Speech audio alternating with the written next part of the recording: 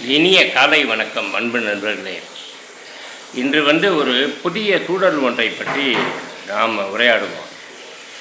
புதிய சூழல் என்னன்னா,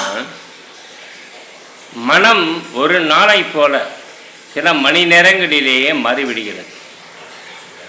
ஒரு முடிவை எடுத்த ஒரு 3 மணி நேரத்துக்குள்ளே இந்த முடிவை செய்யலாமா வேணாமா அப்படின்னு சொல்லிட்டு ஒரு குழப்பம் அதே எல்லாத்தையும் கலைச்சி போட்டுருது. இது ஆராய்ச்சியோட விளைவுகள். அப்போ அந்த மனம் இப்படி குழப்பத்தை தரும் பொழுது நாம் என்ன செய்ய வேண்டும்?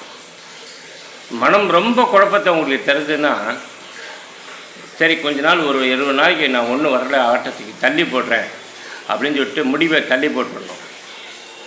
இது ஒரு தீர்வு. இல்லை மனம் மீண்டும் மீண்டும் அலைபாயுது, இதே போல் அலைபாயுதுன்னா, எடுத்த முடிவில் உறுதியாக இருந்து தேவையற்ற எண்ணங்களை இக்னோர் பண்ணிடணும். இதை 2 தவிர வேறு இதுக்கு தீர்வு இல்லைன்னு சொல்லிட்டு சைக்கியாட்ரிஸ்ட் அத்தனை பேர் சொல்கிறாங்க. இப்போ இதை கடைப்பிடிக்க முடியுமான்னு பார்த்தீங்கன்னா கடைப்பிடிக்கவே முடியாது. ஏன்னா முடிவெடுத்த பின்னாடியும் சும்மா இருக்காது. ஏன் முடிவெடுத்த, தப்பாக முடிவெடுத்த, அவசரப்பட்டுட்ட, அப்படி எப்படின்னு சொல்லிட்டு மறுபடியும் எண்ணங்கள் டார்ச்சர் பண்ணும். அதை நம்ம இக்னோரே பண்ணுவது ரொம்ப கஷ்டம்.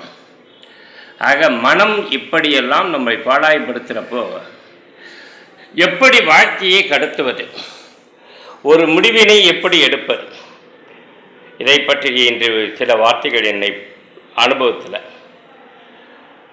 சரணாகதி தான் இருக்கலாம் தீர்வு. ஆனால் அந்த சரணாகதியில் மெச்சூரிட்டி வேணும். எப்படிப்பட்ட மெச்சூரிட்டி வேணும்னா, எனக்கு தெம்பில்லடா, என்னால் முடிஞ்ச முயற்சி எல்லாம் பண்ணி பார்த்துட்டேன், என்னென்னவோ சொல்கிறாங்க அப்படின்ட்டு எங்கெங்கெல்லாம் முடிவெடுக்க நம்ம தடுமாறுவோம் தெரியுமா? ஒரு டாக்டரை பார்ப்போம். அந்த டாக்டர் ஒரு கைடு பண்ணி நம்மளை வழி நடத்தி சொல்லுவார். அப்படி சுற்றி இருக்கவங்க சொல்லுவாங்க, ஒரு 2வது ஒப்பீனியன் சேஃப்டி கேட்டுக்கேன் அப்படிம்பாங்க. 2வது ஒப்பீனியனுக்கு ஒரு டாக்டர் போவான். அவன் ஒரு குழப்புவான். அங்கே தாங்க குழம்பிடுவான்.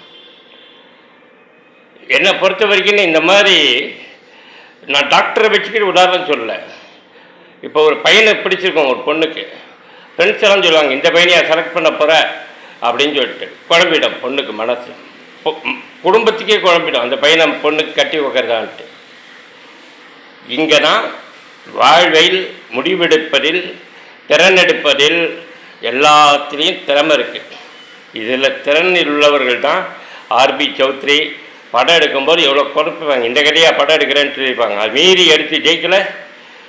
முடிவெடுப்பது என்பது சாதாரணமல்ல.